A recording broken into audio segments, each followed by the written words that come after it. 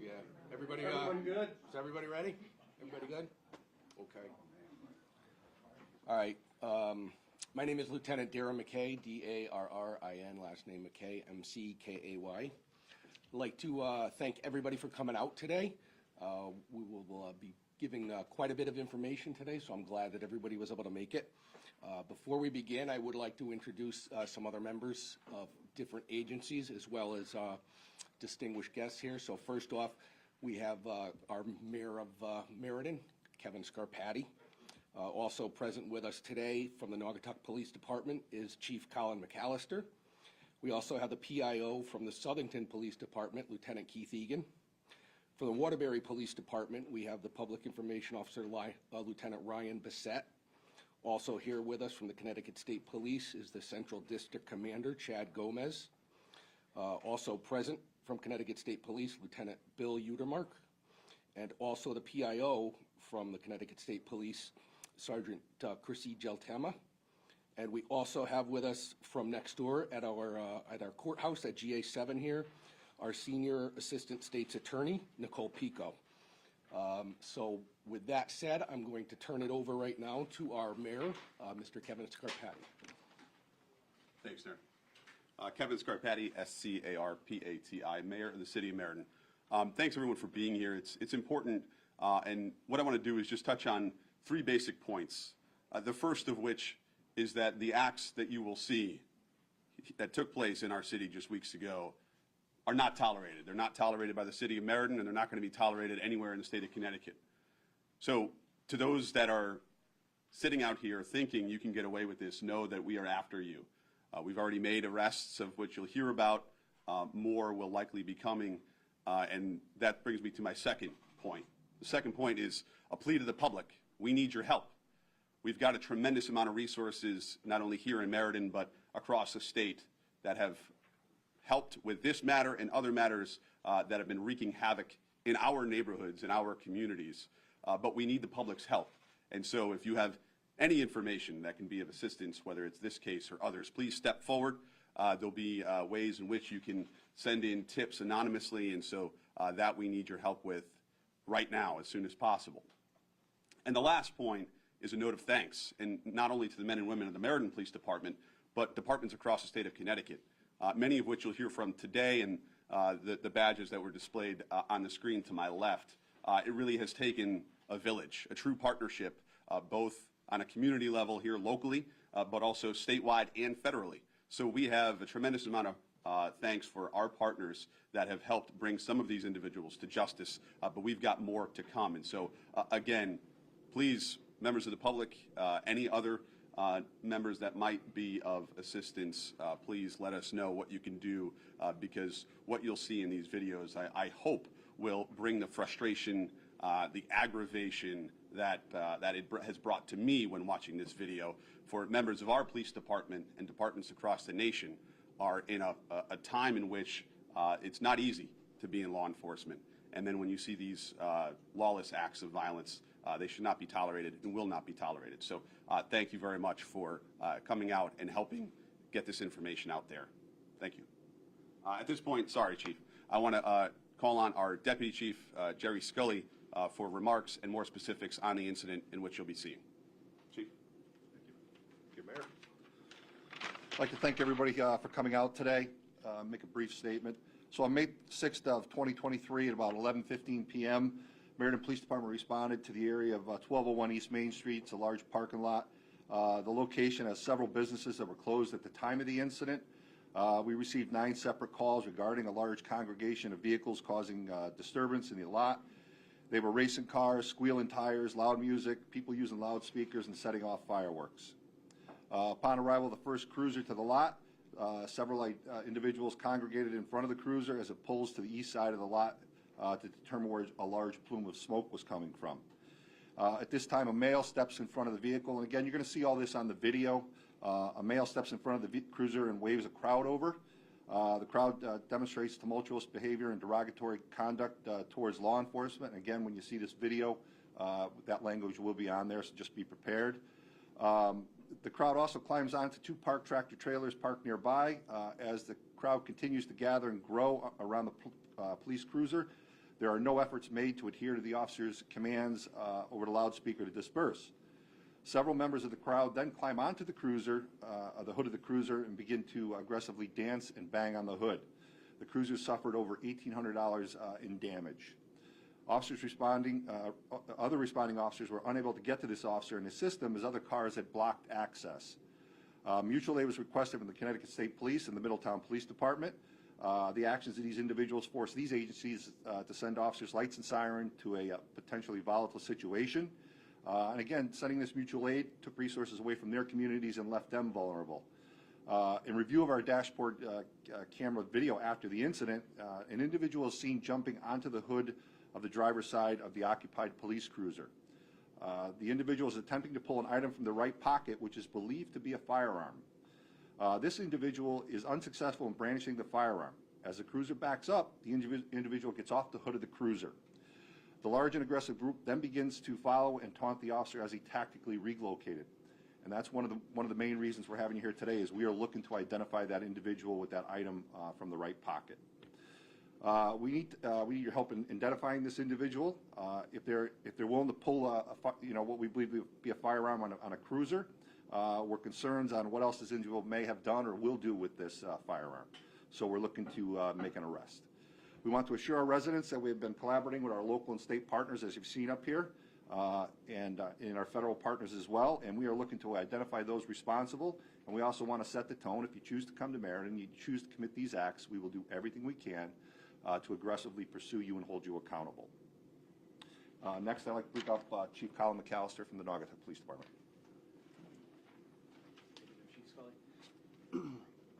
The Borough of Naugatuck has investigated 3 of these incidents beginning in February of 2010. We have made 1 recent arrest as well as issued several infractions as a result of this. We remain committed to the enforcement aspect of this and are going to continue to work with our regional partners. To our communities, I speak to you. We want to reassure you that we understand that this brazen conduct, this lawlessness, has caught our attention, and we're using every means at our disposal to ensure that we can bring these to justice who are committing this. To our lawmakers, to our policymakers, I speak to you. Law enforcement needs every tool statutorily that we can have in order to ensure that we can maintain public order, that we can enforce motor vehicle law, and that we need to ensure that we can maintain the safe roadways that are out there, and also not undermine the public's confidence in us at this time. This is something that is clearly going to be concerning to general members of the public, and we're looking to ensure that we have not only enforcement but also presence to properly address these overt acts of behavior. Chief, you just want to tell them you had committed an arrest? Correct. Yes. So we did make 1 arrest earlier today, and that will be included in your press packet. This particular offender did come out. We identified them from New Jersey, and the charges for this offense were reckless driving and reckless in the first degree. And this stemmed from an April 4th incident in the borough of Naugatuck, in which there were over 100 vehicles that congregated in a commercial parking lot. And those specifics will, again, be forwarded to you upon your request. But this is a pattern. Again, in Naugatuck, having 3 of these incidents, we continue to work with our regional partners to identify those offenders and bring them to justice. We're not ruling out additional arrests. Those who are involved, we are going to be continuing to look for you and possibly issuing additional warrants of these incidents. Bring up the public speaker of the state, please. Good morning. One thing that we really want to iterate on the state police side is the education to the public. We know that there are close to 300, 400, 500 individuals that are out there with these vehicles racing, and we want the public to know that if they come across this, to not approach them. We will see it definitely in the video. They're violent. These are volatile situations. To either wait for them to leave because they're only there for 10, 15, 20 minutes, or find an alternate route. Do not approach them. Call 911 immediately. Another thing that, based on some of the intelligence that we're learning, that a lot of these spectators there are kids, high school aged kids. So parents out there, please check with your children, find out what they're doing, where they are going, because this is a very dangerous situation for them. And that's all that we have from the state police. Thank you. If I could just add, on behalf of Waterbury, about an hour and a half after the incident in Meriden that you're going to see. That many members from that same group then went to the city of Waterbury. They lit a large fire in the middle of an intersection. The fire department was dispatched. When the fire truck got there, they had taken cones off the fire truck. I believe they had thrown rocks at the fire truck. When Waterbury was able to free up cars and get them down there, they also had the hood of a car that was danced on, one of their cruisers.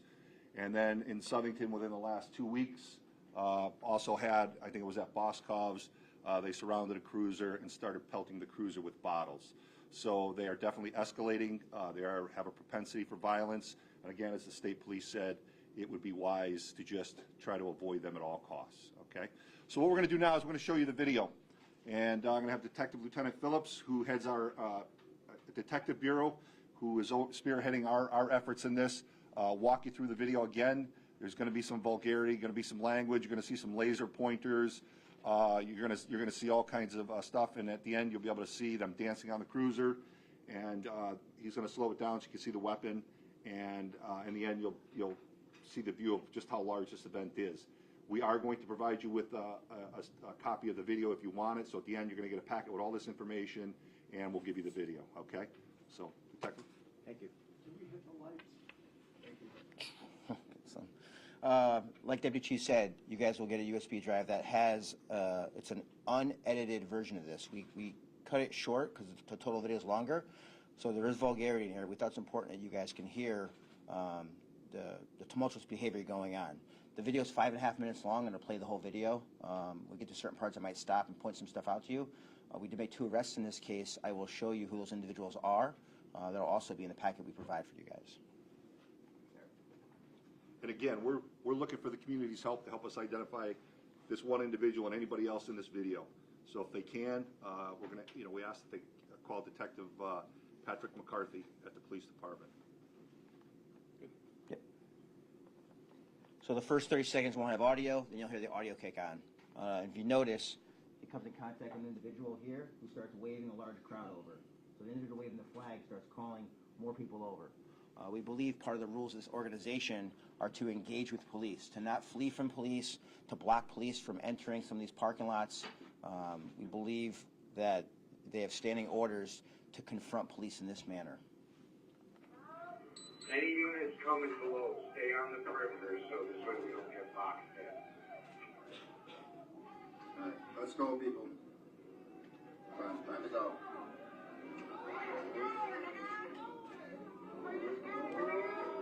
369, why don't you see if Middletown can come up here?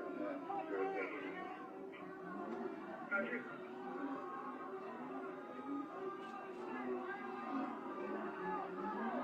So there's 2 tractor trailers parked here. You see them climbing on the trucks. You see them climbing this truck as well.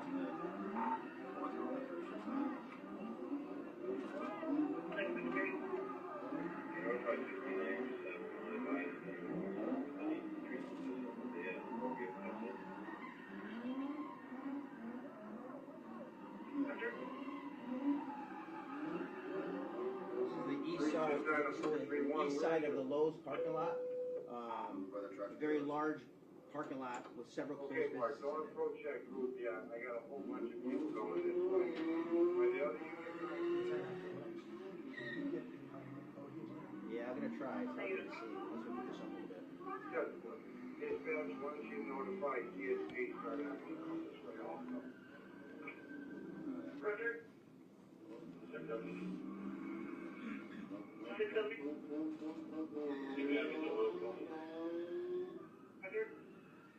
Again, that's a car you hear doing donuts.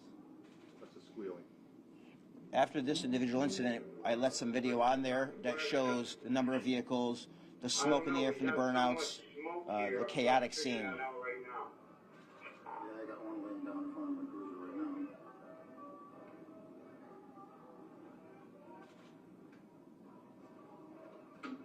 You're all heading towards East Main Street to get on 91.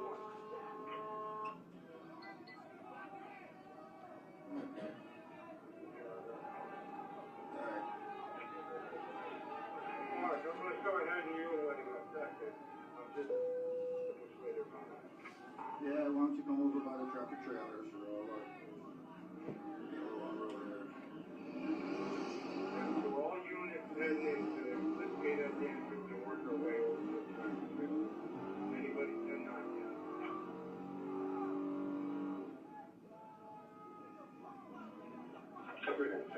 something else I'm gonna kind of pull over as well.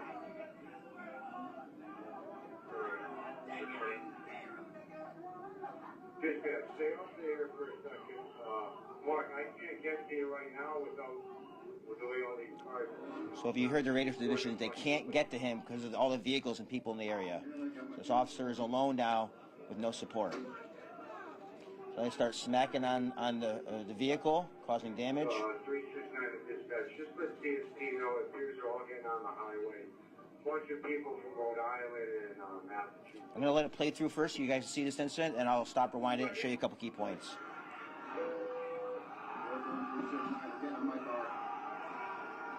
Okay, everybody start heading that way.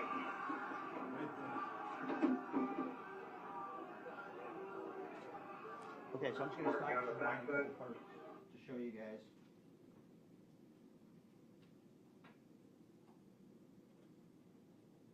So we'll go through it after, but just so you guys know who we arrested so far in this incident, this individual right here is Sean Mills. Just so you guys are also aware, he's also the same individual that was arrested in Waterbury for the incident involving the fire truck. So Sean Mills is one of the arrests. He's being held currently on a $100,000 bond. I'll go over that slideshow. There's a female here that I'll show you. Bunch of people from Rhode Island and Massachusetts. So if you watch this female right here, is Tatiana Ortiz. She was also arrested yesterday in connection to this incident. I'll show you her part, and then I'll show you the individual with the firearm. So if you watch her, she climbs up on the hood of the vehicle.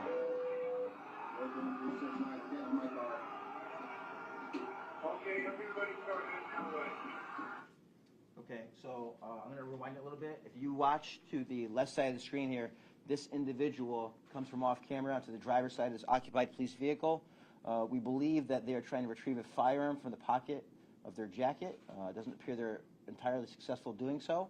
This video is in your on your USB, as well as still images of this.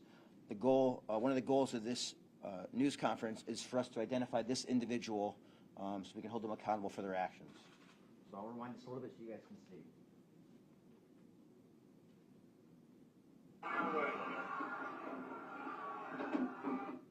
So as you see, they're trying to pull an item out of their. Yeah, right there. So we believe this to be a firearm. They're trying to pull a firearm from their jacket pocket. I'm just going to play the rest of the video. It's like another maybe 45 seconds long. It shows the crowd walking the police officer down. And as the police officer pulls away from that area, you can see the vast number of vehicles in this parking lot, people running everywhere, just a very chaotic and unnerving scene. Hopefully you guys can all empathize with what that officer is feeling. It's a very frightening situation.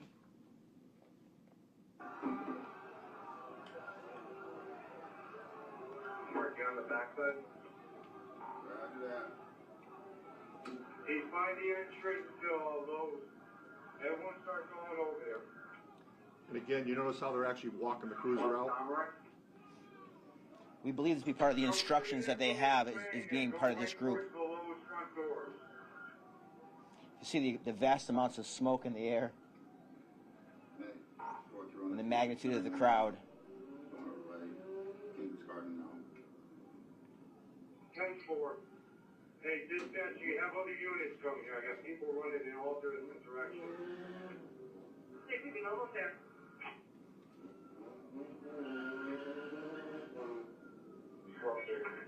You're all over the place. 6-3.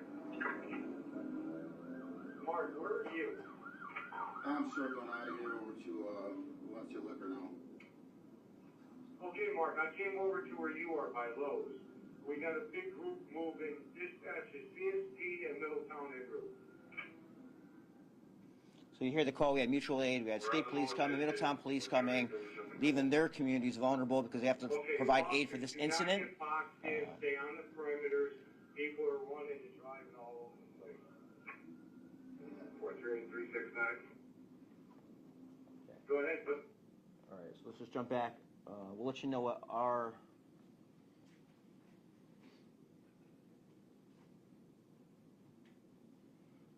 we'll let you know where we're at in status of our investigation. So currently, I pointed that female to you, Tatiana Ortiz. She was arrested yesterday. She posted a $100,000 court set bond. You can have her charges listed here. Again, it'll be in information packet. We believe strongly this is a very dangerous situation, right? So we worked closely with our judicial partners, and we were able to obtain an arrest warrant. I think of significance is the riot and first-degree charge that shows the complete chaos and lack of any concern for societal rules. So Tatiana was arrested. Also, Sean Mills, like previously stated, Sean was arrested for the incident involving the firefighter in Waterbury, also involved in our incident. So he should be going to court here shortly, being held on a $100,000 court stat bond, and again, very similar charges. I want to assure, we'll do questions at the end. I want to assure you that we will have more arrests coming of masked and unmasked individuals. We've received a lot of information from the collaborative effort that we've had with other law enforcement agencies. We've conducted a lot of intelligence gathering and sharing information. Detective Pat McCarthy is back here, who's the investigating detective, as well as the crime suppression unit of the Meriden Police Department, has worked diligently with many of these law enforcement partners here to understand the scope and magnitude of this incident. So there will be more arrests coming in connection with this incident, and I'm confident with other incidents throughout the state. One of our key points for today is the attempt to identify this individual here. We're asking for the public's assistance to please contact the Meriden Police Department to identify this individual here so we can further investigate what their intentions were when they climbed on the hood of this vehicle. I'm going to put some contact information up here as far as who they can contact if they have information, but this is a key driver for us for today. Like I said before, the crime suppression unit is responsible for investigating these incidents. That's headed by Detective Sergeant Mike Fonda, and the detective that's been doing a lion's share of the intelligence gathering and working with other agencies is Detective Patrick McCarthy.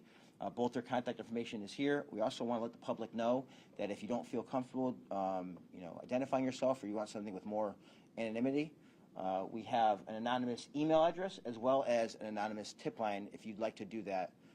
We are going to do our best to protect your information if you want to provide information, because we know that we can't do this alone. We know that we need the public's help. We need the help of each other's law enforcement agencies. We value cooperation at the Meriden Police Department. It is an integral part of our key drivers for success here. We'll continue to work well with other organizations to help try to keep the citizens of Meriden safe, as well as the state of Connecticut.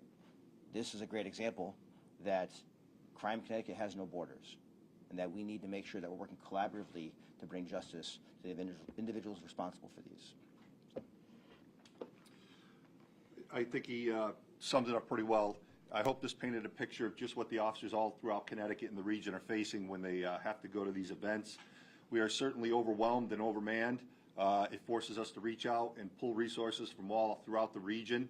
Hopefully this will send a strong message to those that are doing these things and participating. If you choose to do it, we will hunt you down and we will do the best we can to incarcerate you. We appreciate the efforts of our regional partners throughout the entire state. This is ongoing. We anticipate shopping at least 5 more arrest warrants, and hopefully other information will come forth that will permit us to pursue even more.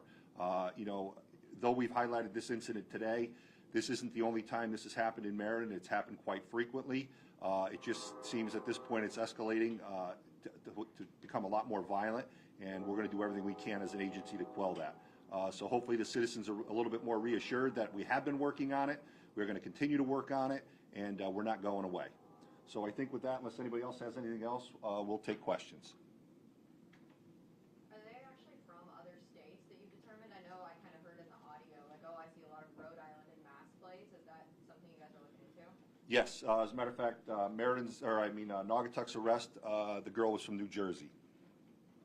So do you have any idea why these people are coming in from other states just to do that kind of thing here? Well, I think they're coming here, and I think people from Connecticut are going there. It's a large group that is communicating through an application, and they send it out, and they all head there because they enjoy being a part of creating chaos. And so, as they're coming to Connecticut, I no doubt expect we are going to other states. Do you have any idea what this organization is? Is it something it seems like it's very organized. I wouldn't call it organized, would you? They're organized through social media on meeting up and where to go and how to get there. Would that be fairly accurate? Yeah. But it's not, I wouldn't say it's actual like a group or a gang. It's just a group of car enthusiasts who enjoy creating chaos and lawlessness in communities. Legislature wants to create a task force to take care of those, made up of law enforcement professionals. How much is that going to help your cause? If they can help us through legislature, I mean, obviously, you know, we'll certainly welcome that. If they can throw some resources at it to allow us to, you know, assign specific officers or detectives just to work on a task force, that would be great. But, you know, again, I want to reassure you, the state and the local agencies have been working on this. Whether the state does it or not, legislates it or not, we're not going to take it. We're going to actively work together. We're going to partner. We're going to share information. We're going to identify individuals, and we're going to look to arrest them. But, yeah, if the legislature is willing to help us, we'll certainly accept it. Just raise your hand if you have a question, please. Yes. In determining the locations of where they choose to go, does it seem to be like this particular location had easy access off the highways? Is that a pattern too, that they're choosing locations that are sort of easy to access and away from? I would say they look for large parking lots because you see the volume of cars that come. They look for areas where they can, you know, spin their cars out and race and do all those sorts of things. But at the same time, when they went to Waterbury, they went on a road and shut the road down, lit a fire in the middle of the road, and just started doing right there blocking traffic. I believe it was the same in Tolland, right in the middle of the road. So I think they're somewhat opportunistic. If they find a location that really works well for them, a lot of easy access in and out, then they tend to go back there. But no, they will do it anywhere. Go ahead. If you have a question for any of the other ones, by all means. I mean, for anyone really, I guess this can be for all of you. Is there anything that you guys, like extra patrols or anything that you're going to be doing, especially over the next couple of weeks, to see if maybe you can try to get this down? Well, you know, obviously we don't want to tell you what our investigative efforts are, or we don't want to tell you what our tactics are to combat it. I can tell you and assure you that, at least for Meriden, I could speak, that we have put a plan in place. We have put extra personnel on, and we are trying to prevent it from even coming to Meriden. And if we can do that, we'll consider that to be a success. If it does come to Meriden, you see some of the efforts we'll make to hold people accountable. And then we have some other things that we're also attempting to put in place so that if they do come, we'll be able to identify them. Anybody else have anything on it? No?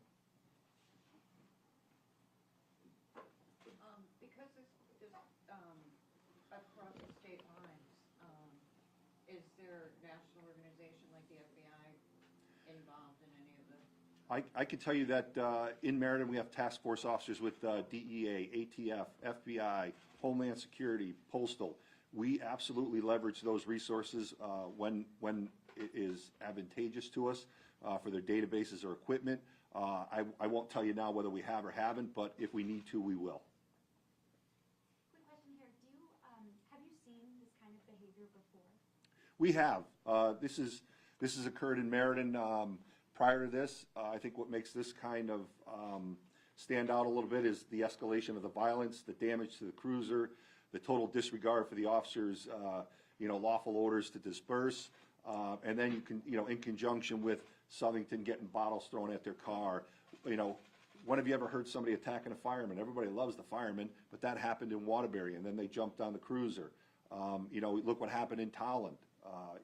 So they're becoming emboldened, they're becoming brazen, and at the rate it's going, you saw what we believe to be a firearm getting pulled out. Was it just for a picture or was it something else? At this point, we don't know. But obviously, the violence is escalating, which causes us to have more concern for the citizens and residents of our communities. So, we're going to do what we can to try to resolve this or at least minimize it.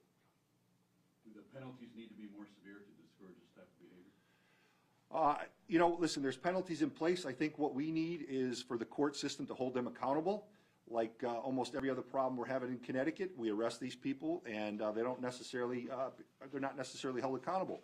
They get some form of an alternative incarceration program, or they pay a fine, and there's really no lesson learned. So I think, and again, Nicole has been fantastic for us. I think we can expect that the ones in Meriden will be held accountable, and when there's consequences, people tend to learn, and people tend to change their behavior. And we're certainly hoping we can help them do that. I just want to clear something up with Chief McAllister. Did you say that this goes back to like 2010 for you guys? Did I hear that properly? No, I'm sorry. This was actually our first incident that we had in Naugatuck was in February. So there's been 3 large-scale incidents that we've had in Naugatuck. The first one was February 10th in 2023, and that incident occurred at our Walmart in Naugatuck on New Haven Road. There was another large gathering on April 8th. That took place at our Stop and Shop in Naugatuck on River Avenue. And then the third and most recent incident was on May 12th, 2023. And again, through our investigative efforts, we believe that all these groups are intertwined, they're interconnected, and we're seeing a pattern throughout these different groups that leads us to obviously want to work together. And then again, speaking to what you had made a comment about also with courts and enforcement, again, there's really something to be said for law enforcement's ability to take enforcement action on some of the lower level traffic offenses. For example, we're seeing these vehicles that are modified for a specific reason, which includes street racing, engaging in these types of maneuvers that you're seeing on these videos for display purposes. And law enforcement needs to continue to have the ability to take enforcement action on these vehicles when they're traveling from point A to point B. They're illegal. They're not authorized under the current motor vehicle statute for a reason. So if law enforcement can take action prior to these large gatherings to ensure that these vehicles are street legal, it's going to help deter these types of events. These vehicles serve one purpose in many of these things, is to go to these public events to showcase and engage in a lot of that behavior and those maneuvers that put the public at risk. So again, I want to emphasize that there is a strong importance for having those enforcement actions to continue to initiate a traffic stop and then take enforcement action for equipment violations in the state of Connecticut. Any other questions? In rioting, is that a felony? I mean, some of these charges. It's, riding is a Class A misdemeanor. The criminal mischief first is the felony. Any others? Yes, we're good, Chief. Okay, listen, we appreciate you coming out. We hope you get the message out. We hope you get the pictures of that individual that we believe was pulling a firearm out. And we hope the communities will come forward and the residents and will provide us with additional information that we can share with all our partners. Thank you. We have packets over here for you with all the information for the agencies as well as USD with all the videos and pictures. Appreciate it.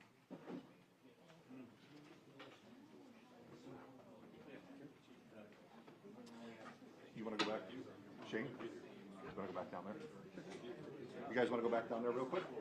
Want to go back down there real quick?